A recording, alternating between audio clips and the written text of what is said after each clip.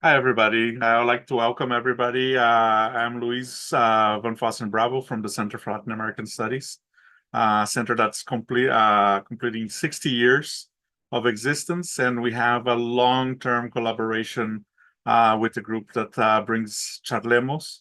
And I just want to welcome everybody and pass the word to Lara. Thank you, Luis. Thank you, everybody, for being here for this Charlemos. I have two amazing scholars writing and thinking about democratic backsliding. I have Dr. Cecilia Menjívar. Dr. Cecilia Menjívar is the Dorothy L. Mayer Chair in Social Equities and Professor of Sociology at UCLA. And she just co-edited with Daisy Del Real, a special issue in the American Behavioral Scientist with articles that discuss sort of the authoritarian toolkit across the freaking world. Uh, I also have Dr. Kurt Weyland. He is a Mike Hogg Professor in Liberal Arts at the University of Texas. And this year, he published a book titled Democracy's Resilience to the Populist Threat, in which he discusses the conditions under which populists succeed or fail in their attempts to erode democracy. Thank you so much, Dr. Weyland and Dr. Menjívar, for being here. So Charlemos usually is a combination of how did we do this and more substantive conversation about your works. So I'm going to start with the question about sort of the under the hood. How did you came up with these works? Dr. Menjívar, I'll start with you. So tell us a little bit about the special issue. Like, what is it about? Where did the idea come from? How do you put together a special issue?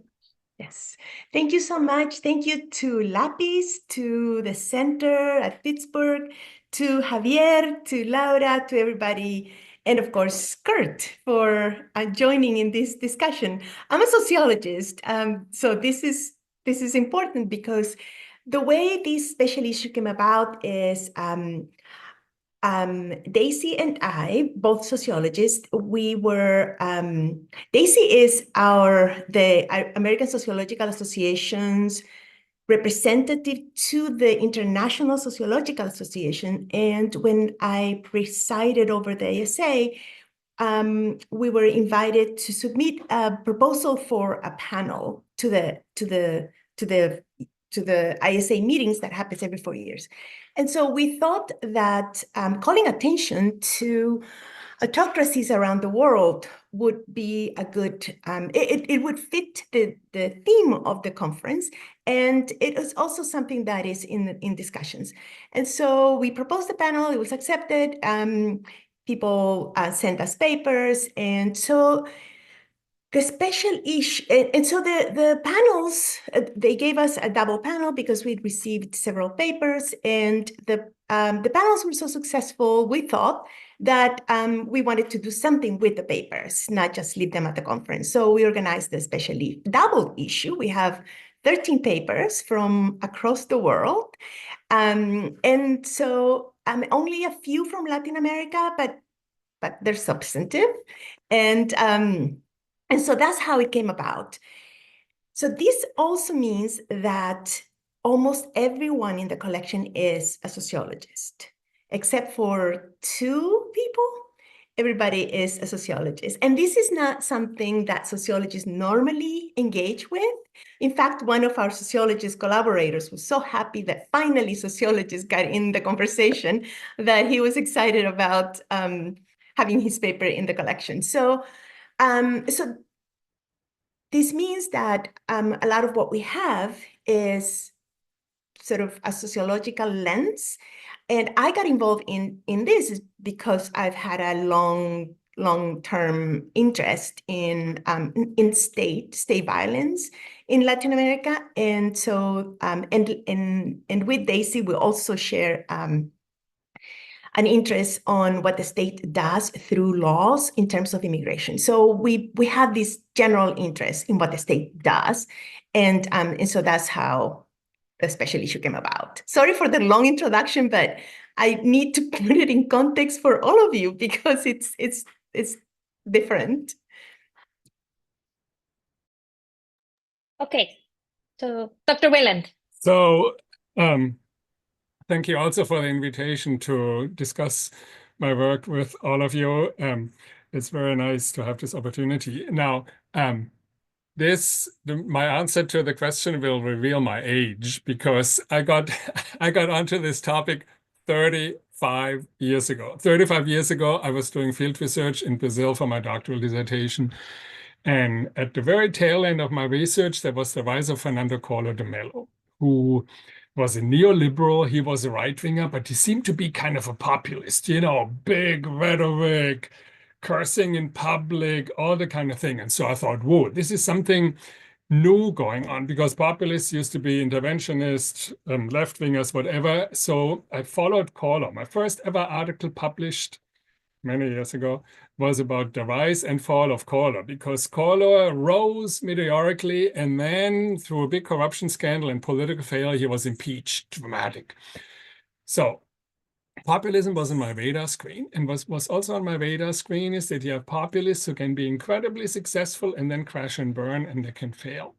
And so over the years, while I did other types of projects, had never written a book about populism. I followed populism. There was Collor, there was Fujimori, there was Menem. Then, of course, the left-wingers. There was Chavez, there was Morales, there was Correa. So then, after I'd written about the concept of populism, I got kind of tired of the topic, and for like 10, 15 years didn't do anything. But of course, with Trump, everybody, whoa, this is populism. This is a threat. This is a danger for democracy. You'll all remember the book by my good friend Steve Levitsky, How Democracies Die, black cover, big letters. And so I thought, okay, now. And of course, the new literature that expresses this concern, legitimate, real concern about populism, always focuses on the emblematic examples. Fujimori destroyed democracy, Chavez destroyed democracy, Orban destroyed democracy. So I thought, okay, look, yes, they're a problem, but from my long experience with following populism, I know there are a lot of populists who didn't destroy democracy, who were too weak, who messed up, who fell by the wayside. And so, okay, now is the time, finally. I need to sit down, write all this up, put it in a systematic framework, make a contribution to provide some relatively good news. Everybody concerned, everybody worried. In the book, in some sense, by accident, the timing is good because Trump is about to get himself reelected, right? And so the acuteness of that issue. So that is essentially what is behind this. And so the writing of this book was very easy because I had done so much research along the way. Well, that's awesome. For those that haven't read I read the introductory article. I cannot wait to read the other articles. And I read part of the book. It's a very lengthy book with a lot of cases. But for those that haven't read them, they present two very starkly different pictures. Cecilia's article is very pessimistic in a way, like together with Daisy Del Real, they kind of map out all of the tools that autocrats can use to abuse democracy or further authoritarianism.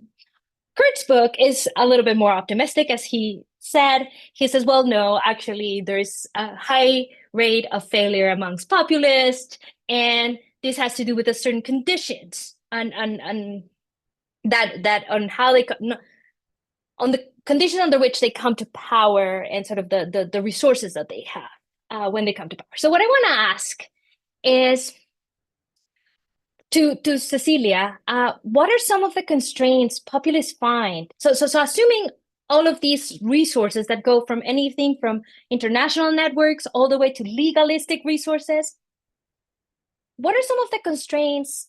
I'm sorry. What are some of the tools that these autocrats have? And is there a limit to these tools?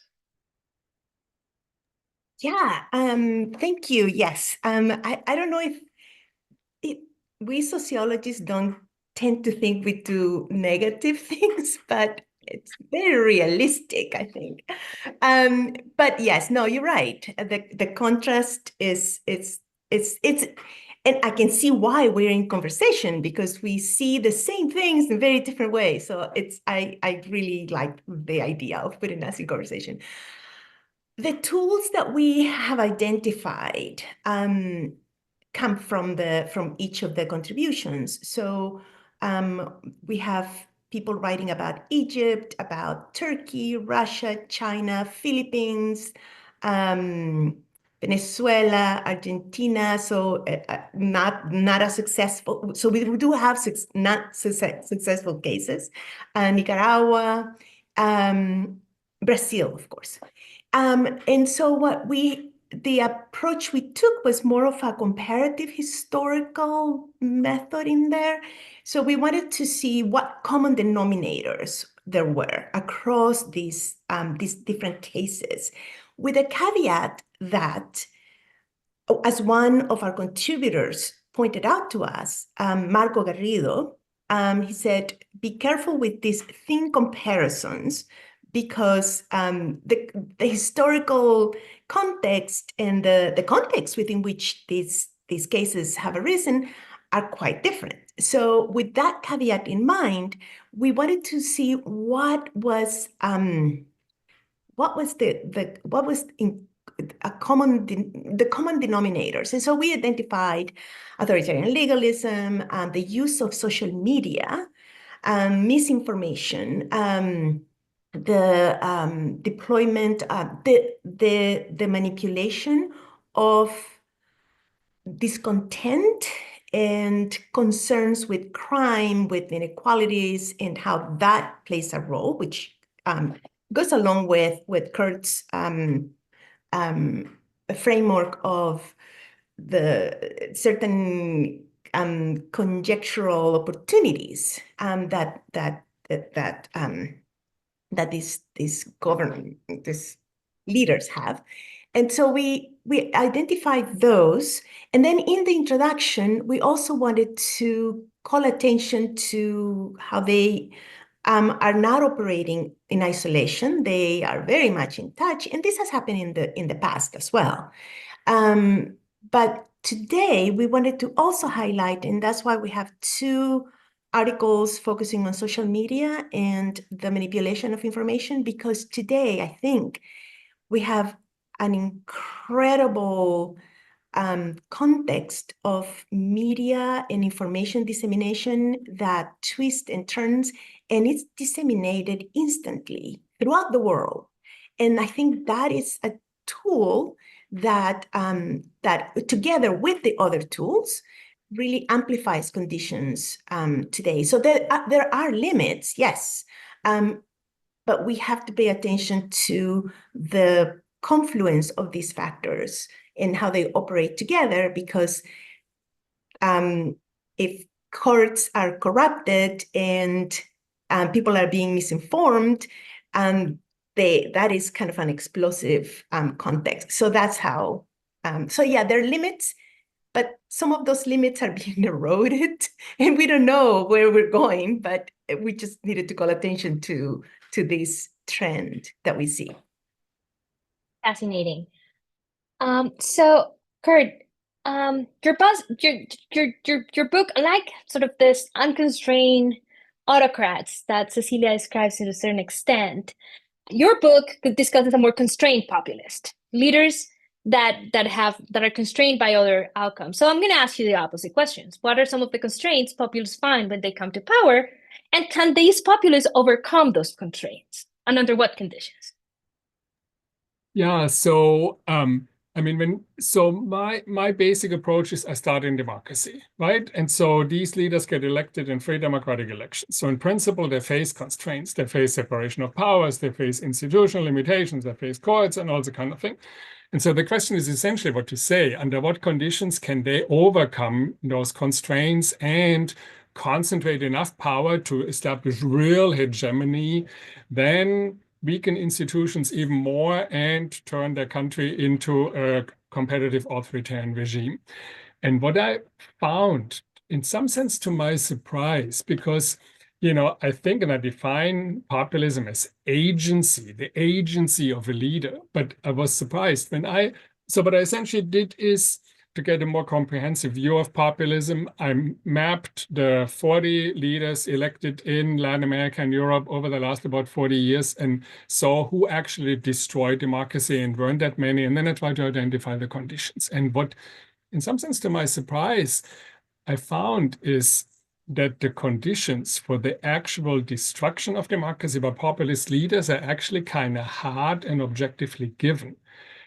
If there is a pre-existing institutional framework that's pretty firm, rather than really high instability, populists already face a constraint. And then to overcome the remaining institutional constraints, even when institutions are comparatively weak, even that they can't just generate on their own, but it depends on what Cecilia mentioned, these conjunctural conditions. Either is there a really clear severe pre-existing crisis, or is there a massive resource windfall? And none of that can be generated by them. It's in some sense given conditions, and conditions that are pretty stringent. And so in some sense, to my surprise, I found that the kind of the objective constraints and the objective conditions have a very strong impact on the populist destruction of democracy. And so,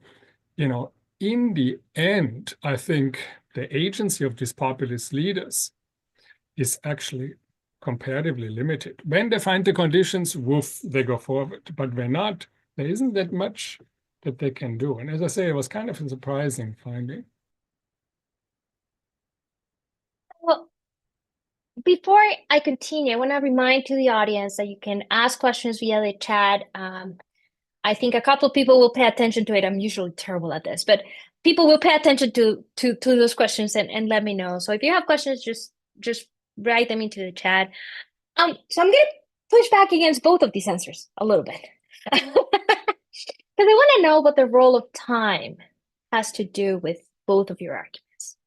So in the case of Cecilia, she's saying, well, like sort of the article discusses everything from Yeltsin to sort of, I want to say Cristina Kirchner in Argentina, right? And so these are two, like Yeltsin is kind of the aftermath of like, I don't know, 60-year-old totalitarian regime, maybe transitioning-ish to democracy-ish. You're talking like, and whereas, like Cristina Kirchner is operating in the rules of democracy. Likewise, I want to know about the role of time in terms of sort of these processes, because in the case of Kurt, because the way he describes them, and of course I come from a different sort of perspective on this, but the way this is described is the autocrat comes under certain conditions and that's it. It's like these processes are not dynamic, right? Like that, like it's just that's it. So I want to know about the role of time and processes in both of these sort of in both of your works. Does that make sense? So I don't know, Cecilia, if you want to go first. Okay, I'll go first. Just a correction, Yeltsin was not a part of a case about Yeltsin was not a part of the special issue. We mentioned Yeltsin precisely because Putin did not start out from a blank slate there. So it's a little just a mention of a trajectory there. Okay. And so yes, some of these leaders have found propitious conditions for their type of regime to take root. Fear, discontent with inequalities, poverty, crime. Crime has been manipulated so well by Duterte and Bukele, for instance. But also there's real conditions. I hate to use the word real because there's social construction everywhere. But there's, as a sociologist, very, very difficult for me to use the word real conditions. But there are some objectively measurable conditions that set the context for someone to establish that kind of regime. But also there are manufactured conditions that these leaders have become really adept at creating. So, for instance, Putin comes up with these very interesting arguments about the threat from the West, which of course has roots in the Cold War. But it's a very interesting that if you look at it just objectively, he accuses the West of infiltrating and undermining the values of Russians. And he says the West has no business critiquing us when they have histories of racism, colonialism. So, yeah, he's right.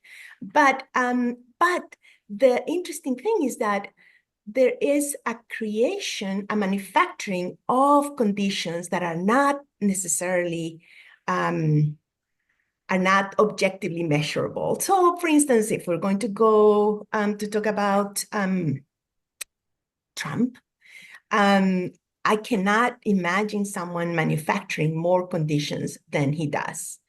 And so there are conditions that get people that are immediate and people feel them, like crime and poverty and prices increasing and all of that. But there's also the manipulation of images and information distributed through social media in seconds that I think is creating similar conditions.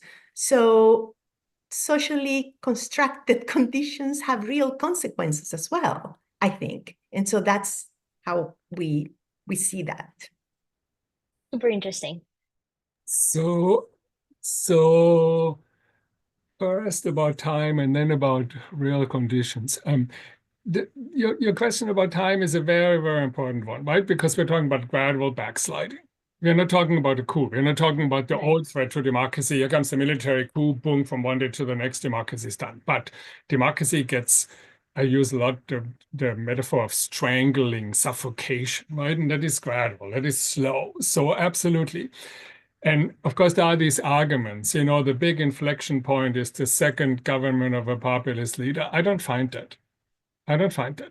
So among my 40 cases, 7 destroyed democracy. And of those 5, of those 7, 5 early on in their first term convoked constituent assemblies that were decisive for dismantling checks and balances and ushering in the power concentration that they then pursued through time. So the inflection point was early on.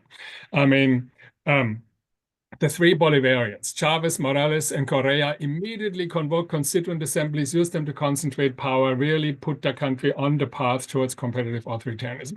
Orban in Hungary, supermajority, immediately constituent assembly. Fujimori took a little longer, actually did make a self-coup constituent assembly, so 5. The 6th one, Bukele, did not, but he was so predominant that he could get himself re-elected in a completely unconstitutional way without even having to touch the constitution. The only one where it took a little longer was Erdogan, simply because of an extra constitutional veto player, the military. But what I find is the decisive inflection point is early on. You put the country on that path. If you don't do it early on, you're constrained, you can't dismantle institutions that much, you face greater limits. And that to me suggests, again, the importance of real, objective, given conditions. If you face those conditions, like Orban, economic crash beforehand, supermajority, the path is open. If you are Morales and Correa, and you get elected and there is a massive resource windfall, you have the conditions. And so I find these conditions pretty given and objective and real. And I argue in the book that the argument, for example, by Benjamin Moffitt, that leaders perform crises. Yeah, they perform crises, but I think that only has resonance when there is when there are really serious conditions so that this actually gets traction in the population. Populist leaders try to perform crises all the time. A lot of it doesn't catch on. Fujimori faced massive crises a guerrilla insurgency, hyperinflation early on. He resolved them. Once he had resolved them, he falls into what I call a paradox of success. People are like, okay, you have that resolved. Now we have normality. What else can you do? Fujimori was looking for new crises. He tried to perform new crises. Oh, crime is a crisis. It fell flat. And so the performing, creating, engineering, manufacturing crisis, yes, I think they try to do that all the time, but I don't think it's hugely successful. You know, Trump, yes, immigration is a crisis. Some people believe it, other people don't believe it. Trump, during his whole government, never even achieved 50% popularity. And so, you know, on Trump, I have a pretty hard argument too, that in some sense, paradoxically, Trump was hurt by the absence of really clear, profound crises. He couldn't become a savior. And then when he finally faced the crisis, COVID is one of these types of crises that you can't resolve. And so I think even Trump's incapacity to destroy American democracy in his first term can be explained to a good extent, not only by the strength of American institutions, which still is very high, but by the absence of those conjunctural conditions. So the book, besides Latin America and Europe, actually has a whole chapter on Trump and the United States. I have so many questions, but I am not going to get derailed by this. I actually want to talk about a couple of things that I thought were particularly sharp in both of these works. Cecilia's article, Cecilia with Daisy's article, you make a very lengthy discussion of sort of the international community, these intrastate and extrastate networks, and how they work. And I was hoping you could talk a little bit about those and sort of the role that the international community can play in helping or hindering, because I thought it was a very interesting discussion in the article. Yeah, and this is not the international community as a whole. It's more connections that that these leaders have with leaders with whom they share a viewpoint, and those are quite helpful. They help each other economically sometimes when needed. They interfere in each other's elections. They lend tech support and surveillance technology with one another. Orban came to speak at the CPAC in the United States, for instance, and wanted to call attention to the efforts to unite. Bukele also spoke 2 years later at the CPAC conference.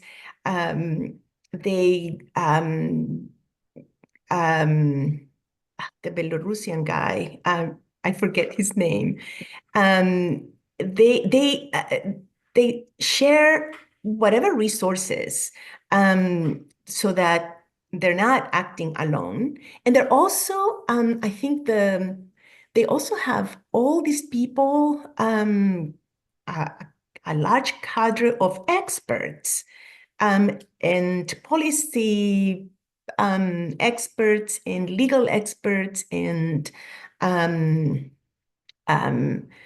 tech people, podcasters who also contribute to promoting their image, to promoting not only what not just the misinformation and the manipulation of information, but also the idea that there is a crisis and that other leaders have not done anything to address them. So a lot of those people work behind the scenes, and these are not sort of friends or family. These are sort of experts that they call on to write books, institutes, and so there's that as well. The networks across countries, and networks of experts locally and internationally too.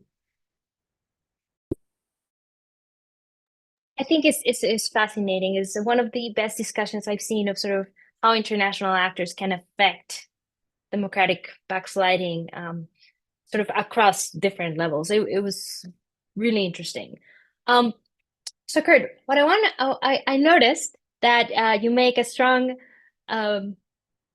case for your strategic approach to populism. But I really like the way it ties with the theory, actually, right? So I was wondering if you could talk a little bit about it and sort of how you tie it with the theory and why is it better than other approaches to populism? So what I argue is that this political strategic approach to populism is especially useful when we look at what populist leaders actually do and what the impact on political regimes is, because there's this other ideational approach, and I think they're good dealing with popular attitudes, with political parties, with how populist leaders get themselves elected, but they don't really highlight leadership. They look at the masses and elite, that kind of cleavage and the discourse and whatever. They don't focus on leaders and what they actually do. And I think when these populists get elected to office, for those of those who succeed, I think the question then is, what do they do? And I think the central focus on leadership that the political strategic approach has then becomes really important. And what I, as you mentioned, what I try to do in that book is really tie the definition and the theory together. So the definition, jargon, the definition defines populism as revolving around personalistic plebiscitarian leadership, these big leaders who use mass appeals to win and exercise power. And so then what I say is personalism runs up against institutions, which means, on the other hand, the weaker institutions, the more room there is for these personalistic leaders to boost their autonomy and boost their power. So institutional weakness is one of the preconditions for the populist destruction of democracy. The other precondition speaks to the plebiscitarian aspect, because if a populist leader doesn't have that much support, I said Trump never even had 50%, they're not that powerful. But if you're Bukele and you have 90% support, who is going to oppose you? And so what is very important are the conjunctural conditions under which a populist leader can boost that mass support to overwhelming levels of 65, 70, 80% support. And so that is how this argument about conjunctural conditions comes in. And so you see the theory is related. Personalistic plebiscitarianism creates threats to democracy. The conditions under which these threats can be realized are, institutional weakness, special conjunctural opportunities. Then what I draw out in the book is, I make some distinctions between different types of institutional weakness and different conjunctural opportunities, and how those happen to combine, end up with three paths to the populist destruction of democracy that correspond to three well-known types of populism. The neoliberal populists in Latin America can destroy democracy under one set of conditions. The Bolivarian left-wingers like Chavez under a different set of conditions. And cultural conservative right-wing populists in Europe under different conditions. But it's all sort of derived. And so I try to have a fairly coherent theory, and I try to have it, for 40 cases, comparatively parsimonious, because it's institutional weakness, conjunctural conditions, then it gets specified, disaggregated a little, folded together. So that's how I try to give this book, which, as you say, has a lot of cases, and a lot of cases about these little leaders who didn't get very far, and they're like, oh, why do you have these cases? Because analytically speaking, those are really important. Because people think, oh, these populists are so dangerous. And I show you, look, there's this long line of populists who looked, ooh, and then boss, crash and burn. Yeah, that's what we refer to. We don't talk about authoritarians. We talk about established authoritarians, and aspirational authoritarians, because they want to emulate what others, the successful ones, have done. And so they fail, they don't do well, they don't manipulate things in the right way. So yes, so we have the one of our reviewers said, you have the wannabes and the established ones. I wish I had come up with that name before I write my book. I have like a mouthful to calling these leaders. So Cecilia, in the special issue, you cite Juan Sebastián Chamorro, who argues that autocratization is easier to stop earlier in the process, which kind of goes in line with what Kurt was saying. No, hold on. I already asked that question. Never mind. No, I wanted to ask the mass media question and manipulation as one of sort of the tools mentioned in the introduction to special issue. And oftentimes I think we have taken as fools by these marketing people. What happened is that they're just marketing people, right? And so I had throughout as I was reading and I was listening to you saying they manufacture these crises and and I was thinking, why is that it's so hard to fight them in that terrain? Why is that the opposition, because I think about oppositions all the time, why is that they cannot, it's so hard for them to do the same, to kind of grab the same, have the same kind of marketing skills, to put it that way?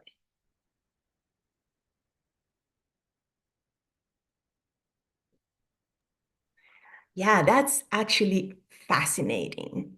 If you take the case of Bukele, for instance, his platform, his strategy is so efficient. People think that it's because he studied communications. It's not.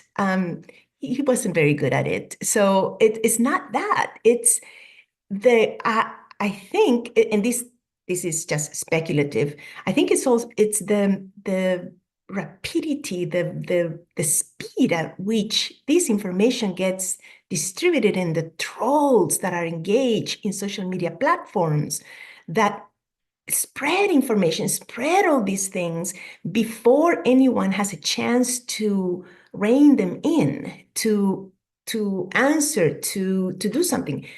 Because again, these leaders don't act alone. They have cadres of people, trolls, experts, all sorts of people. They also engage social movements, people at different groups. And so they do the work of spreading the misinformation and the information so quickly that it's very difficult to bring back, to correct course, because by the time you see this, it's already has already been distributed 1,000 times, and it's going all over the world, and it becomes, a lie distributed 1,000 times becomes truth. So it's once that kind of machinery is put in place, it's quite difficult for oppositions or for anyone who even wants to, for scholars who just want to correct something that is absolutely erroneous. It is very difficult. So I think it's the technology we have also today, in the use of social media platforms, that just go faster than anyone can catch up with what's being distributed. Can I, for the sake of direct dialogue, raise two caveats? Because the argument about the tremendous role of social media is very common and has a lot of, I think, very good evidence. But I wonder about the following. I wonder about the methodological issue, because nowadays we can measure and we have access and we have content of all these social media. And so we see it directly and we are very impressed. Of course, I'm German, right? So Adolf Hitler didn't have social media, and he was extremely good at promoting conspiracy theories and persuading tons of people long before. And, technology played a role because he used the radio, but it wasn't nearly so. I'm always a little skeptical of putting too much emphasis on technology because, I mean, conspiracy theories and propaganda have been around for a long, long time and have been very effective. The second reason or the second caveat I want to raise is when scholars emphasize misinformation and conspiracy theory so much, we tend to depict the followers of these populist leaders or these autocrats as this kind of, if you want to use a strong term, people that have fallen prey to false consciousness, right? That they have been brainwashed, snowed under, they don't understand what's going on. And I think that can hinder us from trying to make a more analytically important effort to understand where these people actually come from. I mean, look at Trump, right? I mean, the natural tendency is to say you are fools. How can you deplorables in Appalachia vote for a guy who lives in a golden tower? But I think, and so, social media. But I think we have to make a real serious effort to leave aside all the racism, sexism, all the whatever, and try to get a sense. Why do those people? How on earth? What are the issues that they worry about? What are the concerns? What are the traumas? What are the problems that they face? And so I'm worried that too much of an emphasis on social media would be kind of, this is an easy explanation. Let's move on. And it's not easy. I mean, just yesterday, the New York Times had a review of the new book by Ali Hochschild, right? Who was in Eastern Kentucky and tried to get a sense. Where do those people come from? And I think that is very important. So. Yes, no, thank you, Kurt. It's not just social media distribution because it's not just anyone sharing a message. It's a leader. It's someone who comes with authority. It's a president. It's a head of state. It's someone who is well known and comes with authority. I'm a little bit familiar with the literature on follow the leader in political psychology, which is very interesting. It's a message that comes invested with quite a bit of authority that then gets distributed everywhere. I'll give you an example from an ethnography that I've been doing in rural Kansas. We interviewed this 78-year-old woman who's very well known in the town. She's very active politically, but not politically, overtly political, but she has a lot of information. She influences a lot of, she's an influencer in some ways. I was having coffee with her. She's a major Trump supporter. And I interviewed her in 2017, so during the Trump administration. And so we were talking about how the messages, the information that she receives, and how believable is that, and how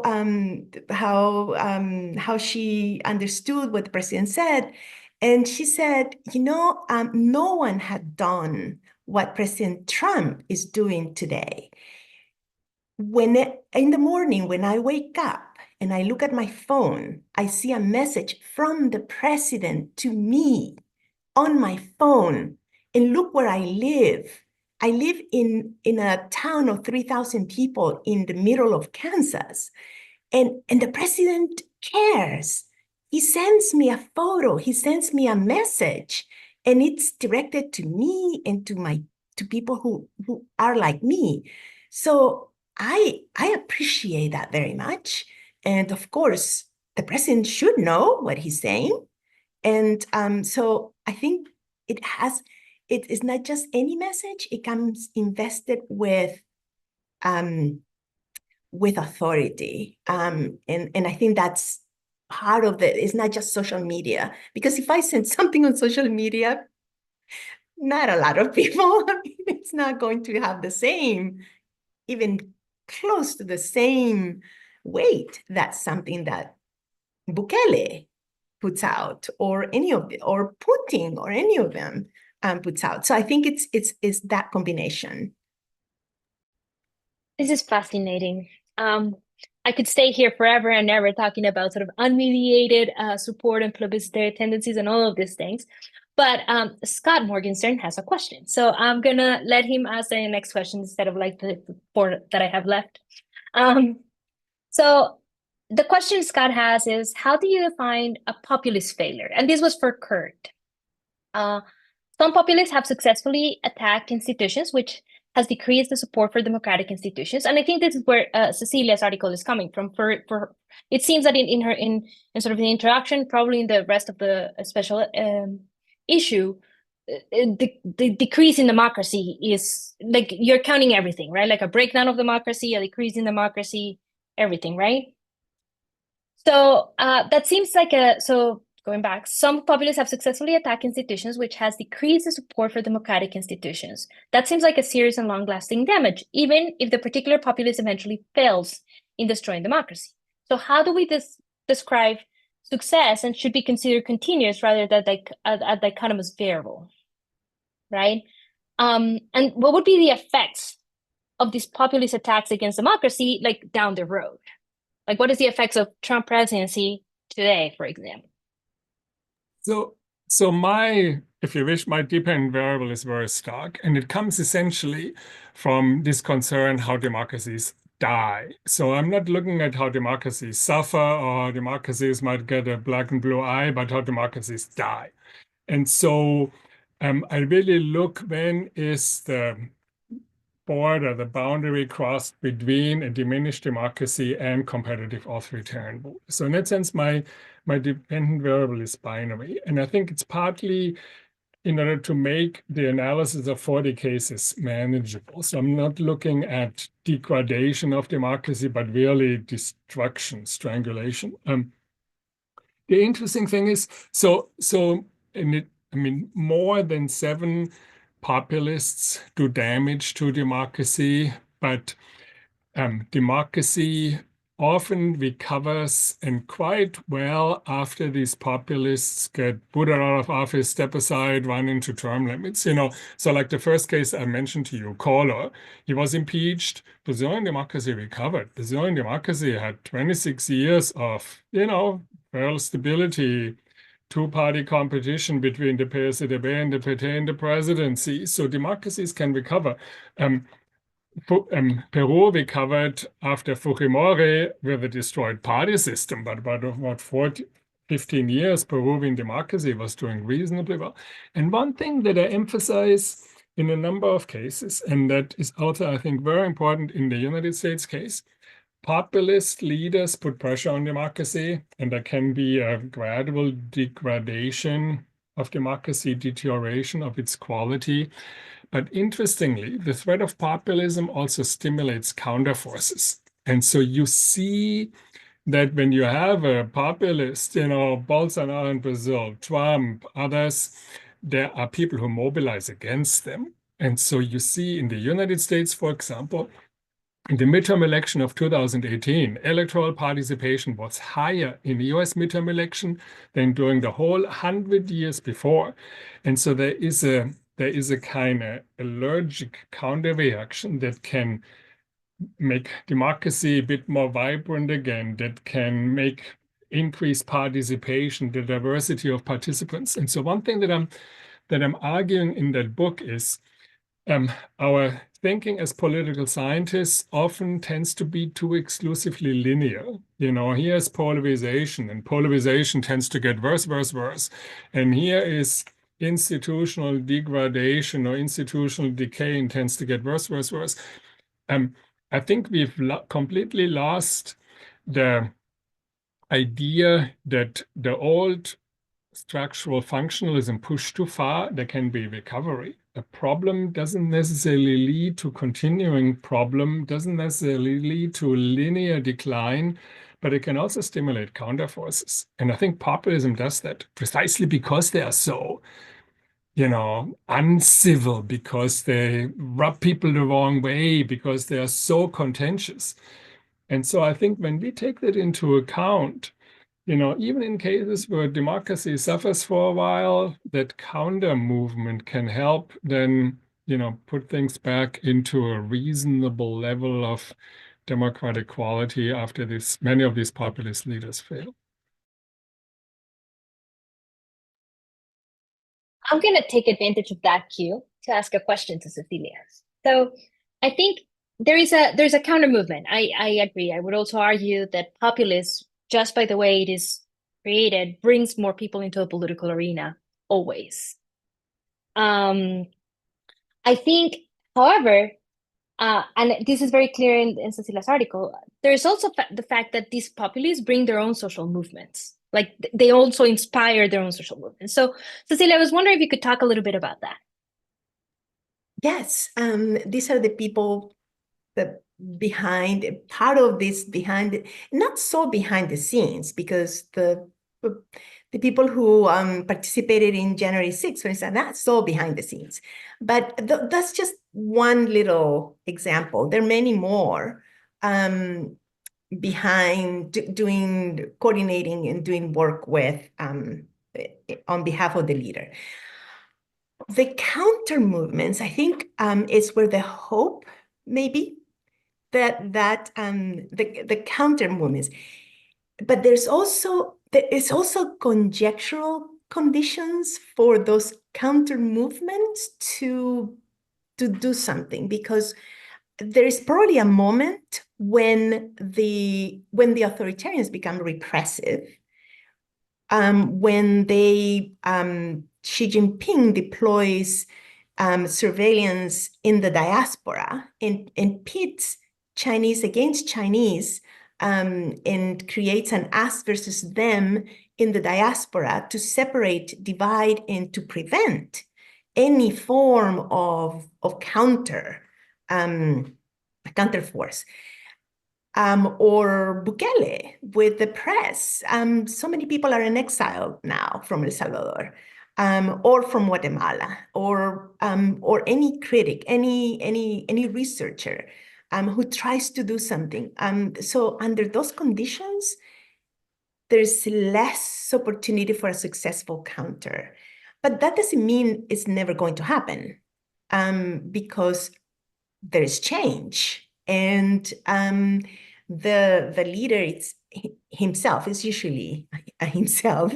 The leader is not always going to have the support. Is not always going to have the right conditions to continue to govern, as much as they try.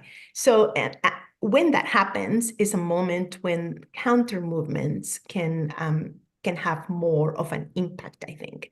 But for, at least in the Central American context, where, as I mentioned in that conference on democratic backslide, there isn't much to backslide from in Central America. It's like not really, the democracy has not arrived fully there. So, but yes, we have to look at the conditions under which counter movements can actually be effective, as well as the movements that support the leader, the conditions under which they continue to be efficient and effective in supporting the leader. So we have 5 minutes left, so I'm gonna use the 5 minutes to ask my pet peeve.